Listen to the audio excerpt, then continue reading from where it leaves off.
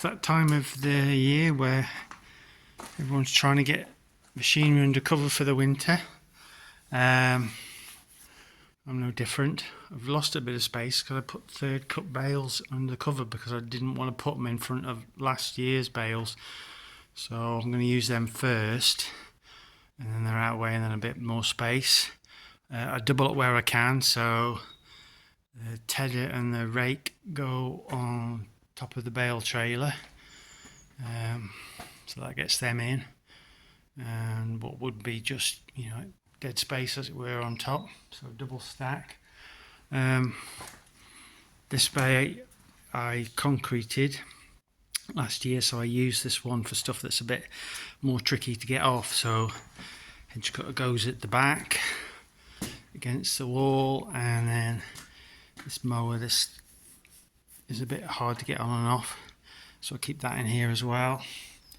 Keep the Kramer in here, and tractors and trailers and things. The only things that I've got outside at the moment are things which I probably won't be able to get under cover, which is things which are less hurt outside, which is like rollers and harrows, and then there's a set of discs which are still outside.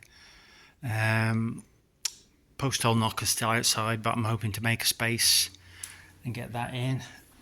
So one thing I'm going to do now, and I suggest maybe this is something else you might want to think about, is put some grease on the rod on any rams which are exposed. Everything that I've got with rams on is undercover, and I never really thought too much about it, so I thought they'd be fine undercover. And plus, there was a coat of oil on them, but this was leaking when I got it out in the spring, and it was all pitted in it, even though I think Dad bought this new and it's never ever been left outside. It was still all pitted on the ram, and it was leaking a lot. I took it, they wouldn't, well, I said they didn't suggest that they put new seals in it because they said it wouldn't last, so I had to have a new rod in it. It's quite expensive. This is the one on the topper, which also, when it's in the transport position, is out, and you can see these bits on here. So get some emery cloth and wet and dry and try and rub it down before it gets too bad. But anyway, at the moment I'm just going to smear grease all over them, and hopefully it won't go any worse during the winter.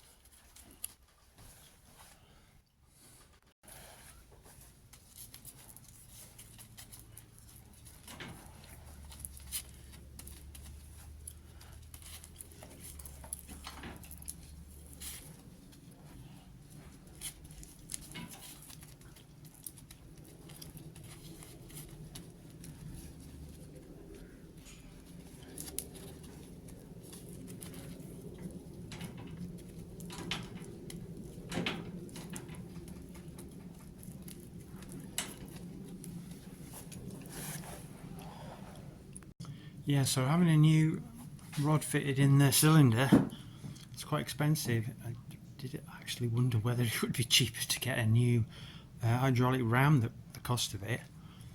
So if you've got machinery, whether it's inside or out, and the ram's exposed while you're not using it, I suggest you get a bit of grease and smear it over it.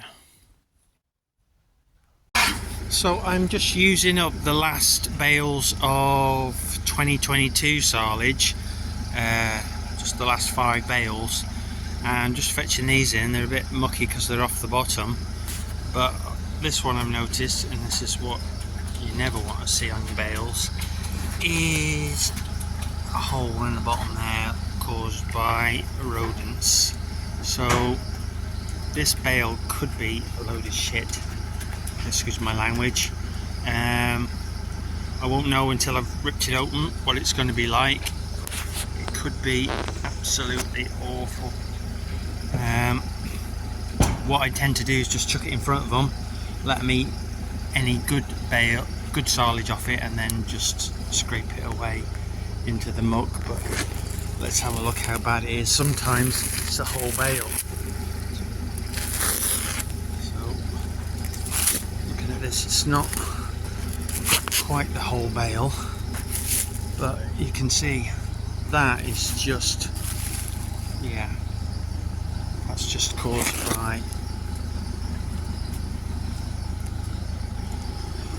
by our little ratty friends. And this is so rotten, it just wants to fall off the spikes before I can even get the wrap off it. So there is some good stuff on the other side, so what I will do is I'll try and flip it over.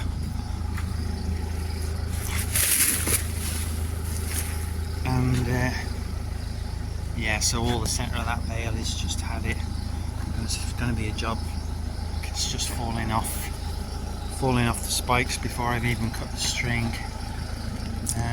But yeah, so there is some maybe half the bale is edible. So yeah, we'll just try and flip it over and we put it up to them, and then it's going to be a big pile to go in the manure afterwards. So I think the cattle have voted with their feet and they are eating the bale.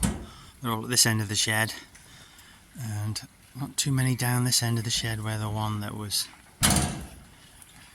got a bit of rot in it. So can't say that I blame them. That wouldn't be my first choice.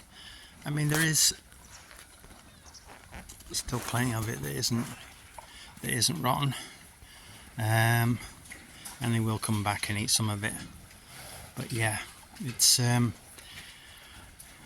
expensive way to make compost, is having a few rats about. It's a constant problem on farms. So for this shed over here, I've give them one bale from 2022. And this bale from 2023. So this is the 2022 silage. I've got a couple of bales left. I think it's not bad stuff. It's not too wet, it's not too dry. It smells quite nice. I think that was made like the first week of June. It was a little bit later. Only made first cut last year because it went very, very dry afterwards and we didn't make any more. But fortunately we did get enough. First cut was able to do a few more acres than I normally do, so I was able to have enough bales. And then on this side, this year we did 3 cuts. We don't normally do 3 cuts, we don't normally do 1 cut, but there's been plenty of grass around with the rain this year. It's been a completely different year weather-wise to last year. So this is some 3rd cut. I'm going to use 3rd cut first, then work back. This is how the bales are in the stack, so it'll be 3rd, 2nd, and then 1st cut. The summit in the bale looks a bit wetter. This is actually a bit damper, and then the some in it is quite dry. It's not quite hay, but it's a bit more haylage-y like. It's very soft, very leafy, and only about 6 weeks, 7 weeks growth on it from second cut. And also I did some paddocks that had been grazed before, so at the moment they don't have a choice because there's only enough space, so they've got to choose. But it'll be interesting to see by tomorrow which has gone down more than the other. So did they go for 2022 first cut, or did they go for 2023 3rd cut? At the moment they're all tucking into it and they're saying it's all good, which is what I like to see. So this is a couple of days later. I've just cleared away and put fresh silage for these. So this end of the shed is the first bale I put, which was the last bale of last year's first cut. Nothing wrong with it. They were all calm and they were all eating it like mad. And then on this side of the shed, so from this pillar here across. I just dropped in one of the third cut from this year, so I think they've voted with their mouths, as we say, and they preferred this year's silage to last year. So the bale I put in the other day for those seemed quite dry, and I did wonder whether it needed a bit more fermenting time. It didn't smell very silagey, it smelled a bit grassy almost, but the two bales I've just put in here, this smells much more like silage. It's a bit more moisture in this. That was a bit dry the other day, I don't know why that was, but just how where it was on the field, where it was a bit less, maybe it wilted a bit more. But yeah, it's okay. Yeah, you approve of it? Definitely.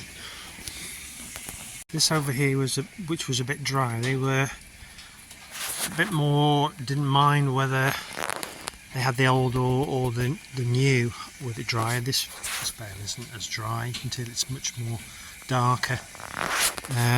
Although when I did come back and check later on, and there was only about 6 eating, most of them were on this left side. So even though it was dry, I think they still preferred it.